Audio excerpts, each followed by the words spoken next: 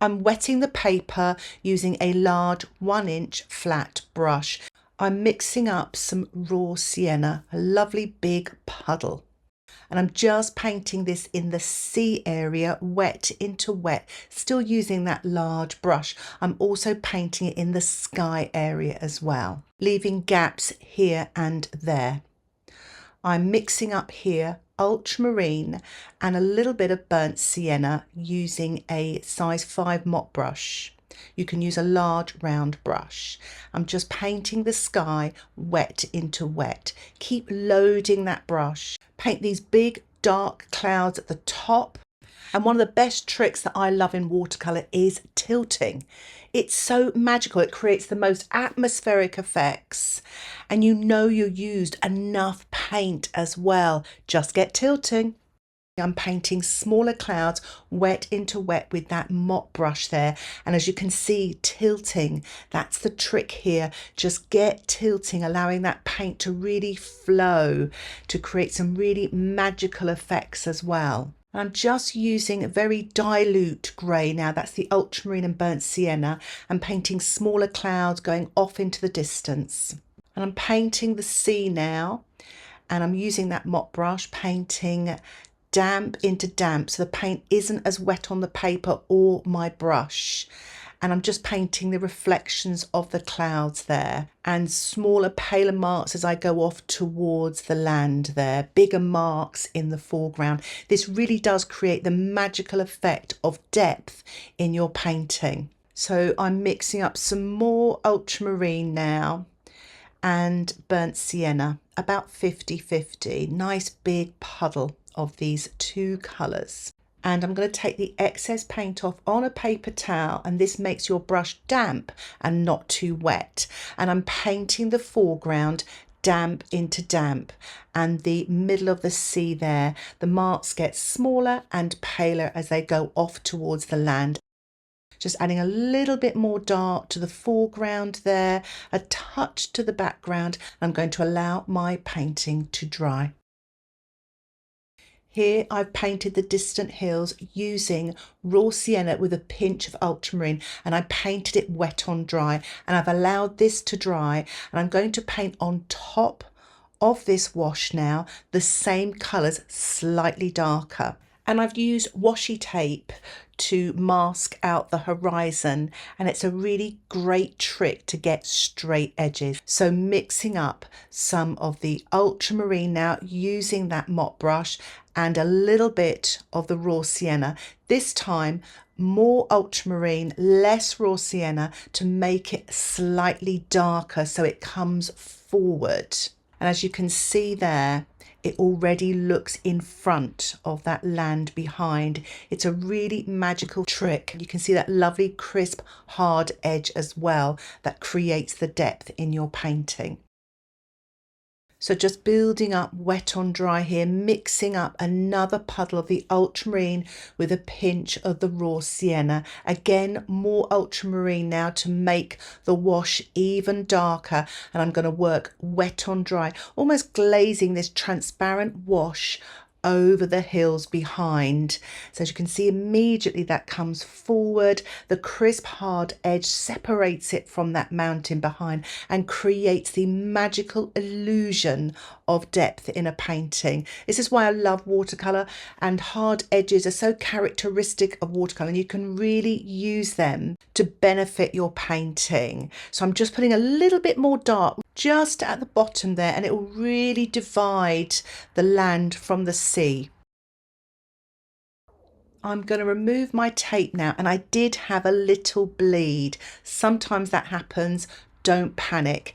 Just get a clean, damp brush and blend it away. Watercolour isn't permanent, so you can actually maneuver it a little bit, even if it's dried. And that's what I'm doing here, using that clean, damp brush. And it's a happy accident as well, because it's enabled me to create some reflections in the water to finish off this quick and easy painting. So on to painting number 2, where I use a lot more yummy techniques. Let's take a look. Mixing up a big puddle of raw sienna. Make sure you really dilute it. And I've used the ultramarine and a little bit of pink. Any pink will do. And a pinch of burnt sienna as well to paint that stormy sky. And again, I'm wetting that paper using the large flat 1-inch brush right down to the horizon, so over the rocks as well. This is such a fun trick to do with watercolor. You load your brush and you squeeze the hairs of the brush onto the paper, so you literally don't touch the paper with your brush, and then you start tilting and getting that paint to flow. So again, squeezing out the ultramarine mixed with the pink and brown, and I'm just tilting, and you get the most magical effects. It's very unpredictable, but just go with the flow, literally. So I'm doing the same at the top of the sky here, squeezing in a slightly darker colour, so a little bit more ultramarine in with that mix there, and tilt. You can tilt sideways, you can tilt up and down, whatever you fancy. Just go with it and see what happens. So mixing up some more ultramarine, slightly creamier, adding a pinch of the pink, pinch of the burnt sienna, squeeze that brush, allowing the paint to flow onto the paper and start tilting. And it creates the most atmospheric skies.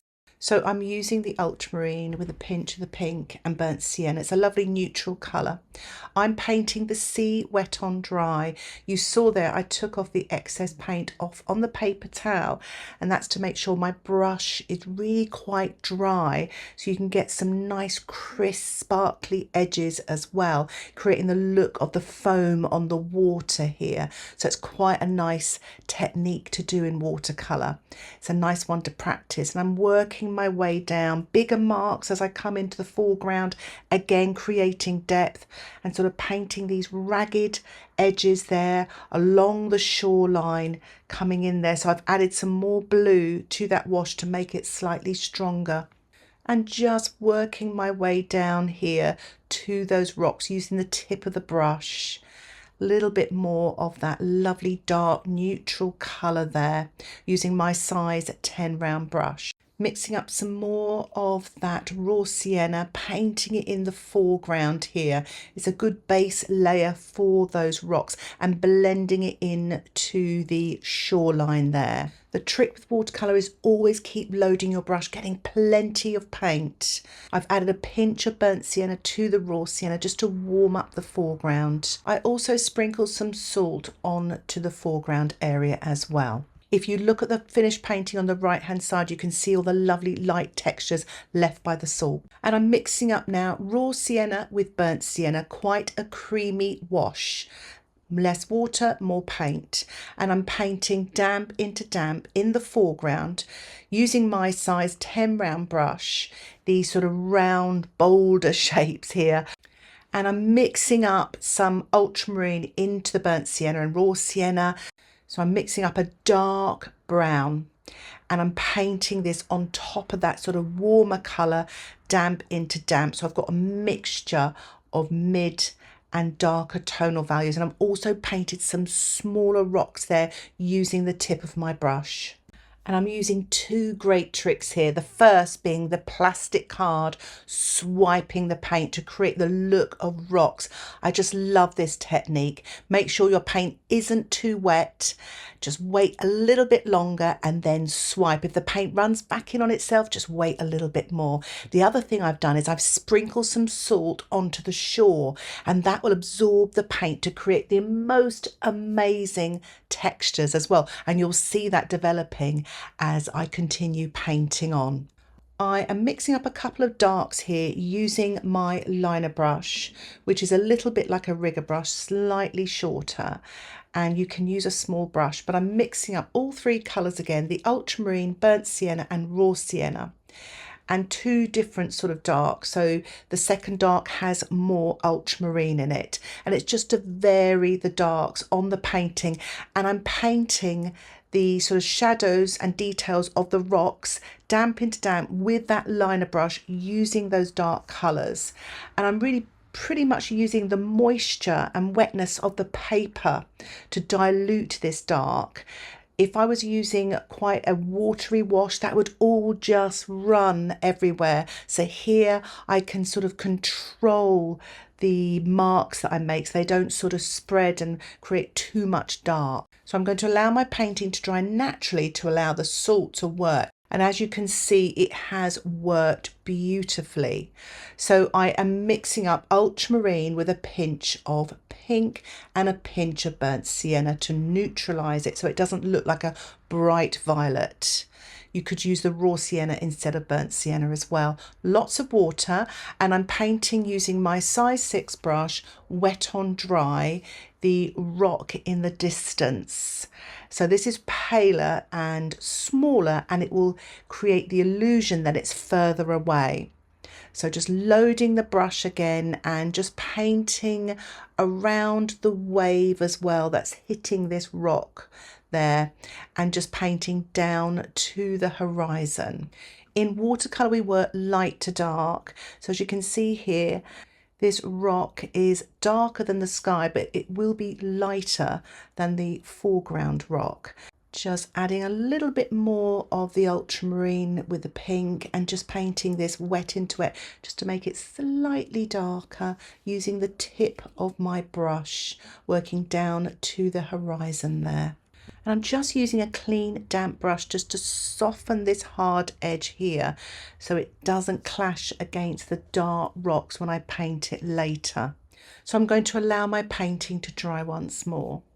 There's a bit of a wide gap just below the horizon, so I'm just mixing up some of the ultramarine, pinch of pink, pinch of burnt sienna to match the sea colour, but very dilute because it's much further away. And I'm just painting and filling in wet on dry here some of the sea and leaving some white as well so it looks like a wave there. You might not have to do this, it's just I felt that gap was too big, so I'm just finessing there using my size 4 round brush. And I've decided to add a little bit more darker tonal values in the sea, still using the ultramarine, pinch of burnt sienna, pinch of pink. That really does neutralize that color so it doesn't look like a bright purple. Just painting wet on dry here in the middle of the sea here, creating depth, keeping the marks horizontal. I've added some more ultramarine to that wash to make it slightly darker, painting damp into damp with my size 4 brush, really building up the detail. So I'm going to paint the large rock on the left there, mixing up ultramarine with burnt sienna, pinch of that raw sienna, really quite creamy. And I am going to paint the rock wet on dry using my size 8 round brush, creating really ragged textured edges there to give more details to the rocks, loading that brush and painting that dark wet on dry, sort of really giving a little bit more detail on the edges there, using the tip of the brush just to create that lovely jagged rock there, pulling it away from the rocks further away, so it really does create depth. So keep loading that brush. I've added some more ultramarine there, a little bit more of the raw sienna, painting down to the bottom of the rock there. Keep loading your brush, have plenty of paint, just using the tip of the brush to create smaller details here of the rock as it goes to the water line there, and just keeping the marks horizontal as it goes into the water there. Just working wet on dry, loading my brush again and just working on the left hand side here, bringing it down so there's a slight angle as that rock goes into the sea. It really draws your eye into the middle of the painting there.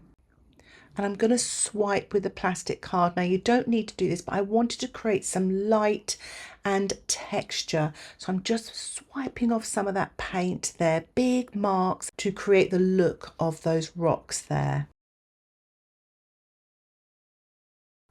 I'm using a paper towel to brush off all of the salt. And I'm going to use some white paint and a small brush to paint some of the foam and waves in the water. This is wet on dry, and make sure you use horizontal marks. And I'm painting on the edge of that rock there on the left, and you really got that contrast of light and dark. I'm also painting this little wave hitting this rock in the distance there to create drama and movement in this painting here. So I'm using the paint almost straight from the tube, not a lot of water. So you've got this almost dry brush effect, and it creates a little bit of sparkle as well. I'm using Winsor & Newton's white gouache, but you can use white watercolour, white acrylic paint, Dr. Martens bleed proof white, whatever you have. And again, just painting these quick markings here in the water, a little bit more of a wave there in the sea, just all wet on dry using this little synthetic brush here. A few markings here in the foreground as well. Using white paint at the end of the painting is a really cool trick to finish your watercolour paintings, especially if you've lost the light. But the best trick of all, the one that I love, is spattering. I love spattering light colours, dark colours, but make sure you mask out. I'm using some paper towel now just to mask out the sky and most of this rock here. I just want to do a bit of spattering, and if you're anything like me, my spattering does go everywhere. So I'm just spattering here using my size 6 round brush. I've added a little bit more water to that white paint so it makes it easier to spatter with as well. I am mixing up some of the ultramarine, burnt sienna and a little bit of the pink, and I'm just spattering that colour on the rocks in the foreground as well to create some dark detailed textures to finish off my painting. So just removing the washi tape. It always looks nice with a white border. It's a great way of presenting your work if you're not going to frame it. And another cool trick is it's a great way of seeing if you need to do any more to your painting, but I think I'll leave it there for now. I really hope you enjoyed these tricks that I use in watercolour painting, and it inspires you to use some of those in your pictures. If you have any questions, please put them in the comments section below. If you would like to support the content that I create here on YouTube, why not think about joining my Patreon membership? You'll get access to my exclusive watercolour tutorials, downloadable outline sketches and PDF documents with progress photographs, and you can cancel anytime. See the description for more details. Thank you so much for watching this tutorial. Happy painting. Bye for now.